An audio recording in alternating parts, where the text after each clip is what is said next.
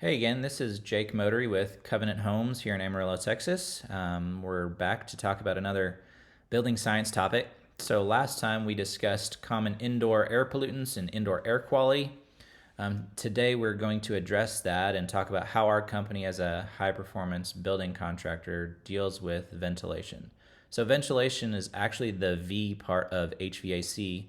And unfortunately in the past we really haven't dealt with the V. We've literally relied on the leakiness of our building enclosure to allow what we would call fresh air from the outside to come through our walls, and that's what the air we would breathe inside of our houses. So we need to think about that differently because we know the outdoor air is not fresh. It definitely has many pollutants in it. So what we're going to be thinking about it as is more like our respiratory system, our lungs in our body. So let's take a look there up on the right. So we have outside air coming in from the outside and then into this box here, which is more like our lungs. We're going to have air exchange in there. We're going to have filtration, and also we're going to deal with humidity a little bit in there as well.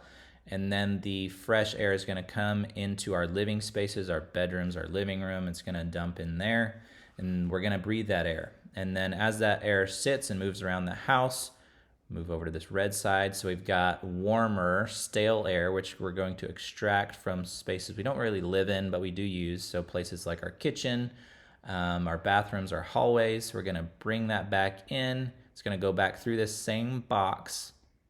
It's going to warm the cold outdoor air, and then we're going to expel it outside of our houses.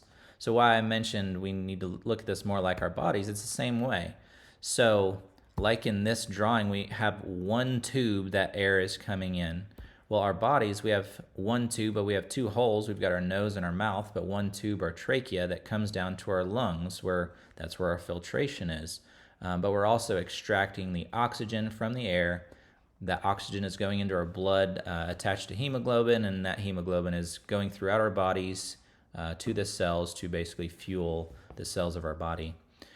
So it's much the same way as our bodies breathe in air. We need to be thinking about our houses in that same way so we can control the air that's coming in.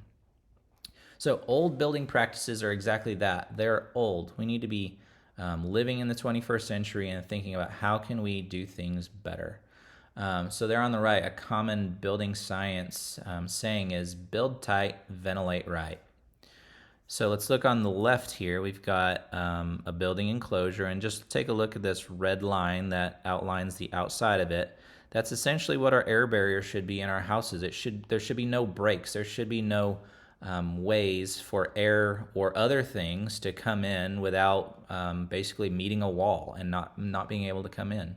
That's what we mean by build tight. It should be every bit as much like a geodesic dome as possible. Nothing gets in unless we let it in.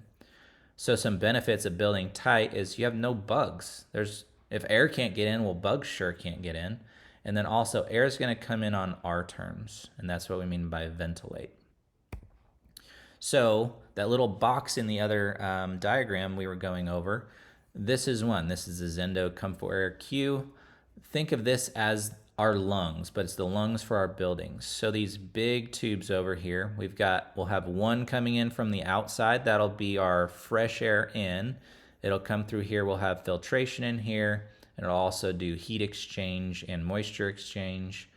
And then we've got a tube coming out to all these little tubes. So these are going to be the individual tubes going to our living spaces. And then on this side, we've got our warm, stale air coming back from the areas of our house where we don't necessarily live in, but we do use. But we're creating pollutants in those areas. So like our kitchen, our bathrooms, our hallways. So that air is coming back here through this system, and then we're going to expel that outside of our houses. So we are controlling the air that is coming into our houses, and once it comes in, we are treating it. So that's why I have here. We should be treating the air that we breathe in our enclosures, because remember, 90% of our lives we're spending indoors. That air that we're breathing in should be treated at the point of entry. We should not be breathing air that is leaked through moldy drywall, rat poop, stuff like that. So this is truly fresh air. When we say fresh air, it should be filtered air. It should be the air that surgeons are operating in. So with these systems, you can have a MERV 13 filter all the way up to HEPA filtration, which is what air in hospitals is filtered through, is HEPA filters. So if we're doing this and we're controlling all the air that is coming into our houses, we can all but eliminate environmental allergies in our homes. Now, I'm not saying once you go out and having a picnic outside, you're not going to have allergies. Well, sure you will. But if 90% of our lives are spent indoors, we can greatly and all but eliminate environmental allergies such as hay fever. A normal day in the Texas Panhandle. Dust. We're definitely familiar with dust here. And I know lots of us in old homes, and not necessarily old homes, but leaky homes, even if they're new. I know many of us, after a dust storm, we see that on our windowsills. We've got dirt everywhere. Wouldn't it be nice to not have that problem? And I'm telling you, it is. It's possible to eliminate dust problems, especially from the outdoors. So let's recap. We're going to build tight and ventilate right. And the benefits of that is you're not going to have bug problems. You're going to have healthy, fresh air inside your houses.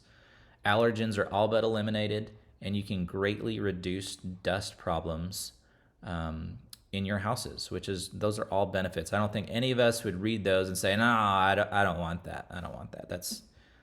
Give me a house with lots of bugs. That's what I want. Nobody would say that. All right, stay tuned. We're going to keep going and digging deeper into the nerdy nitty-gritty of building science. Until then, if you have any questions or comments, please drop us a line through all these social media or web-based means. Otherwise, we'll catch you next time, and y'all have a blessed day. Take care.